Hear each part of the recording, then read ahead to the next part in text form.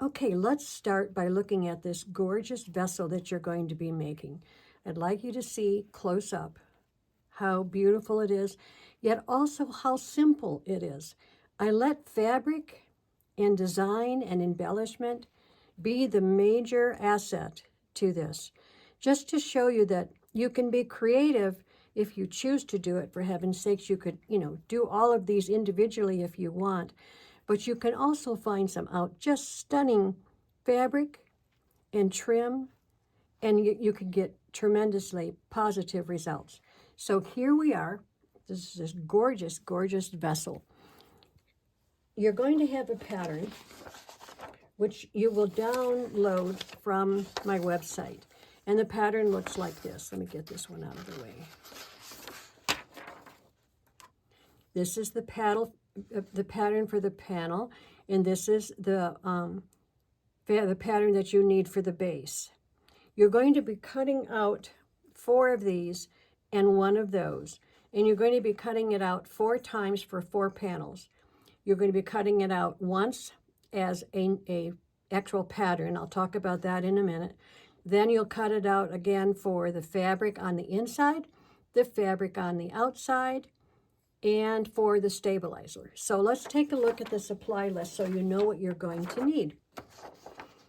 Okay, I hope you can see that. I think you can. 2 fabrics that you're going to need are choose an outside fabric, which is the one, I'll show you that in a minute, that I chose as kind of a minky or real soft. It reminded me of snow and winter and things like that. You need an inside fabric that's going to be 9 inches by 27.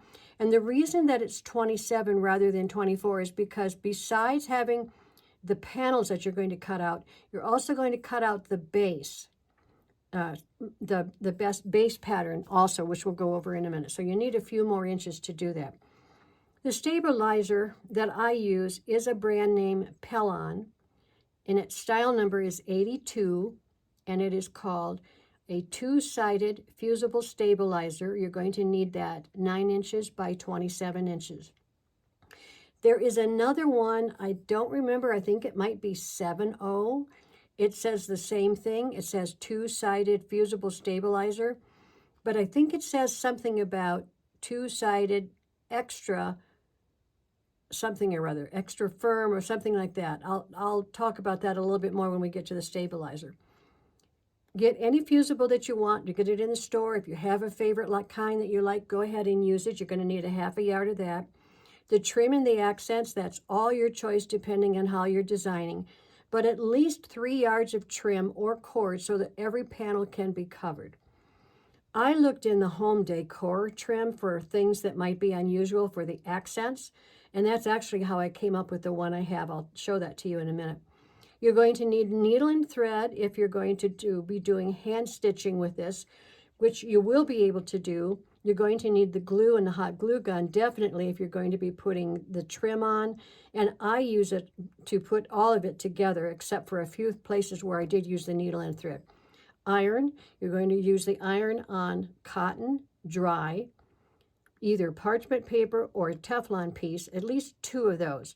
If you get the parchment paper, you can buy it at the dollar store or one of those dollar stores, whatever their names are. Teflon pieces, I would assume you probably already have those if you are a quilter. If not, a Teflon piece is good and you can buy that. Again, usually in the craft department at a store, or you can ask at your favorite quilt store if they carry it. If not, of course, you can always buy it online. All right, that takes care of all of that. Now, to start, let's have you transfer the pattern for the panel and for the base onto a file folder. I want you to have something that is much sturdier than a piece of paper. In fact, I use a file folder all the time when I'm doing my pattern cutouts. So you cut this out according to the directions, which you only need to do it once, and you cut one of these out only once. Now from there, you're going to be taking your pattern and you're going to be tracing and cutting out the stabilizer. Now, I want to show you this stabilizer, it's flexible, so it's firm, but it's not one that is something you would use like in purses where you wanted it to be very stiff. So that's why it's important that you get the right one. So you're going to cut 4 of these out. You're going to also cut out 1 of these for the base. So here you are this far. You've traced, you cut 4 of these out, and you've cut 1 of these out. Set that aside. Choose the fabric that you're going to use on the inside. In this case, I used this, pretty silver. And you're going to be cutting it out using your pattern again. And this is the one that's 27 inches, and this is where you're going to need those extra inches so that you can also cut out the fabric for the base. Now, before you do cut this out, I want you to add the fusible. And again, it's the fusible of your choice. You can use, I just get the regular stuff over at Hobby Lobby, Joann's, my quilt store. They're all very good. Here is the fusible I'm talking about. I want you to cut it the same size that you have for your fabric, 9 inches by 27, and cut it out, and then take the 2 pieces together, the fusible on the wrong side of your fabric, and you're going to take this to the ironing board, and you're going to have your iron on hot, but it's going to be on dry. I always put a piece of Teflon or parchment paper underneath my products that I am ironing and one over, and then you're going to use your iron and you're going to press, not iron, press. Maybe I don't know, maybe 3 to 5 seconds. You'll know, you can tell when it is finally heated, and that will fuse the fusible to your fabric. All right, that takes care of this fabric. Next, you're going to use your outside fabric. This is the one that's on the outside of the vessel. I chose, I don't know what you call this, guys, but it's like so soft, like those minky, soft kind of things that, you know, the fabric you can get in the store. Every store is going to be carrying it for the holiday fabrics for sure.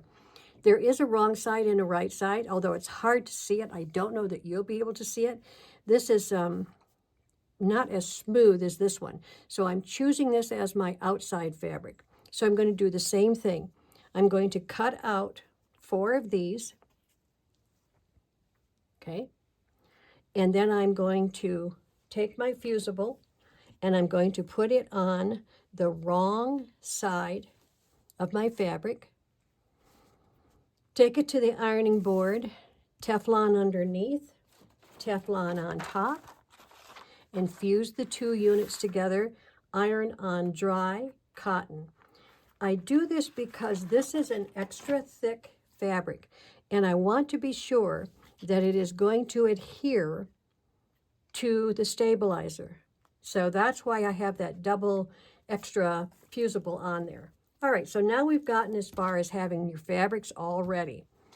The next thing that you're going to be doing is taking your fusible, taking your stabilizer, which is this one right here, and you're going to be laying your inside fabric on it, and you're going to be pressing it down with your iron.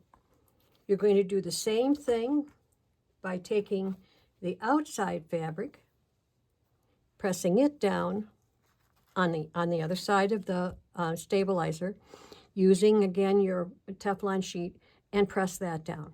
So you will have one complete panel that has this fabric on the inside and this fabric on the outside. You're going to do 4 of those and set those aside. While we're talking about these things, here are some of the other things that I looked at to make some decisions with this. I did go to where the fancy fabric is at the store, especially the holiday stuff, and I chose this fabric to be my layover onto the white on 2 of the panels, and I absolutely love it.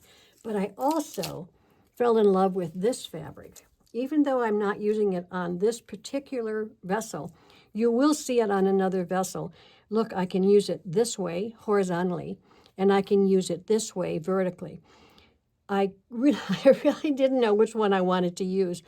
So I decided I was just going to go ahead and probably make another vessel and use that one. I also had pulled out some things like netting, shiny red fabric. These were just not what I was looking for, although I am going to be using this to be making poinsettias, and you'll see a video on that. But I did also decide on using a trim that looks like this, and I was very happy with this. I got this one, I think, at either Hobby Lobby or not. I don't know if I got it at Joann's, one of those two. Again, I try to find things so that you guys don't have to be tracking all over the place to find your products. But the key thing for me was finding this where you find ribbons and trim, and I just fell in love with this. I obviously bought enough so that I can make more vessels, but this is the one. I wanted something that was bright and shiny, and so I chose this one, and that's what's going to be on this vessel. You could put this together on your own using stitching and putting rhinestones and finding a pretty stone like that. So be creative. Anything like this will work. So that's where we are with this. Now we've got this together, we're going to go on to the next step.